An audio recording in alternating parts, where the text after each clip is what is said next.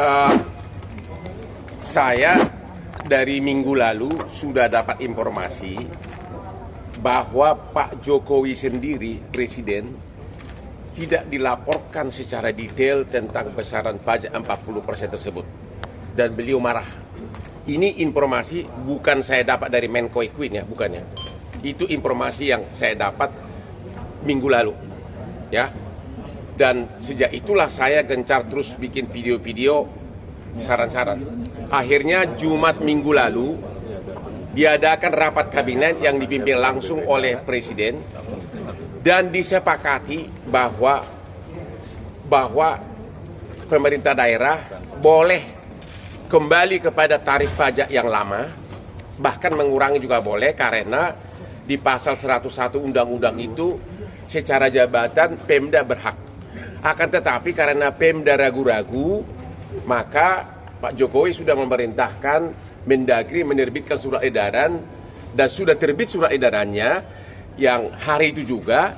Isi surat edaran itu antara lain bahwa Pemda secara jabatan tidak harus patuh kepada 40%, dia berwenang kembali kepada tarif yang lama atau bahkan mengurangi. Itu isi undang-undang ya. Jadi bukan perintah Jokowi ini ya, ini perintah undang. Jadi sudah keluar surat edaran Mendagri. Cuma ada masalah, ada gubernur yang meminta selain surat edaran Mendagri, minta lagi surat edaran dari Menteri Keuangan.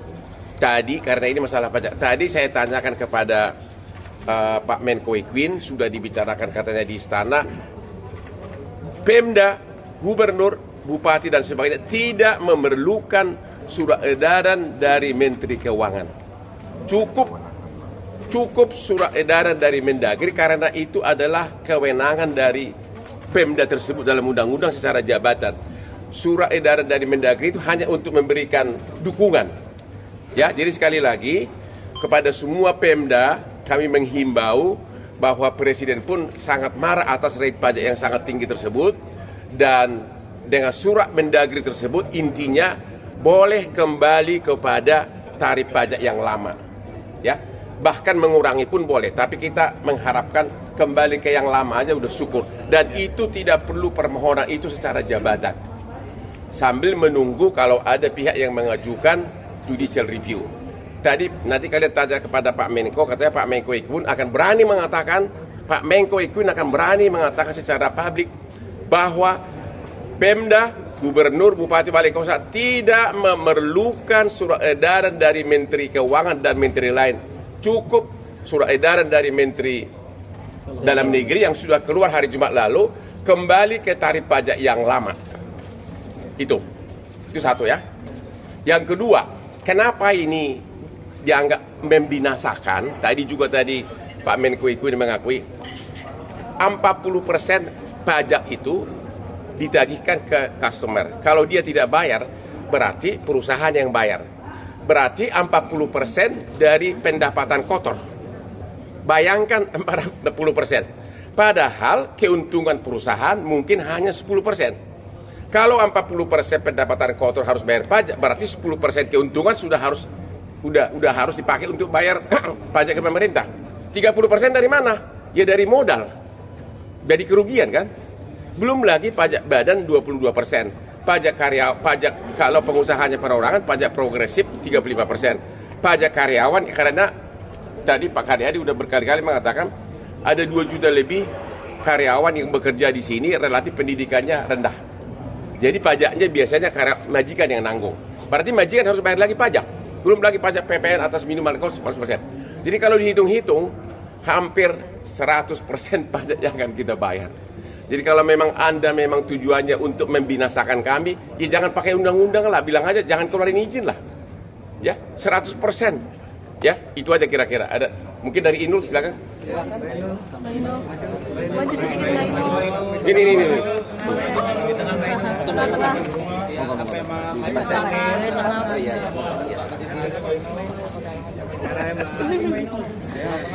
Oke, assalamualaikum. Hitung-hitungnya aja, hitung. Ya.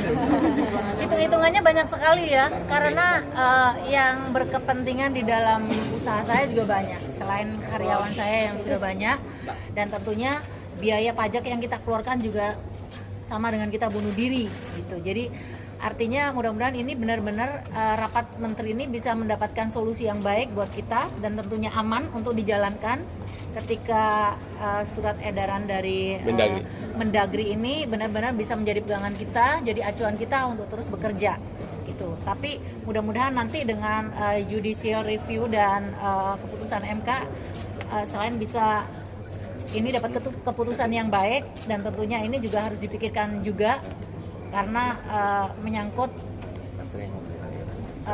banyak orang tentunya di sini. Jadi pajak ini selain berat ya Bang, dan berat lagi mematikan. Ya itu aja sih, saya bingung mau jelasinnya seperti apa, karena di dalam pajak ini kenapa saya bilang bukan 40-75%, tapi 100% lebih yang harus keluar dari kita gitu, yang harus kita bayarkan. Karena yang pertama, kalau karaoke keluarga itu kan memang yang terlibat banyak gitu. Kalau seandainya dari pendapatan kita tidak sesuai gitu, kita setor ke LMKN. LMKN itu kan juga hak cipta, hak terkait gitu, yang kita setorkan itu adalah melibatkan banyak insan-insan musik yang income, yang pendapatannya juga dari kita gitu. Jadi kalau seandainya kita tidak memenuhi target itu, ya terpaksa kita harus tutup. Mau nggak mau harus tutup.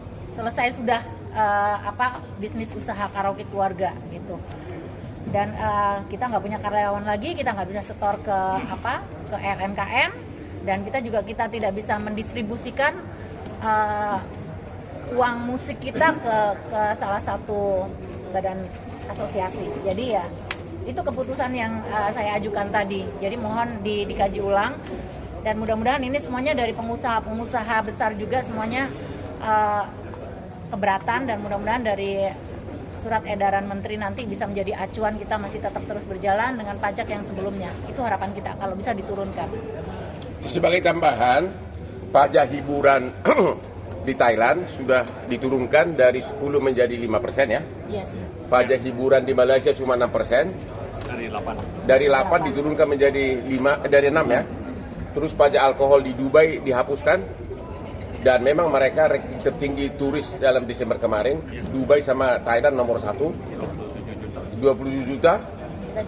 Kita cuma 10 juta. Jadi semua negara tetangga mengurangi pajaknya, kita malah 40% dari gross lagi. 40% dari gross. Biasanya pajak itu kan dari keuntungan. Ini mah dari kotor. Silakan, apa lagi? Pajak saat ini sebentar Mas Munatan. Saya dari Bali ya, Ada dari Bali nih. Dari Ya, Pak ini nih. Surya Wijaya, Pak Ini Ray Surya Wijaya. mau berontak katanya mereka.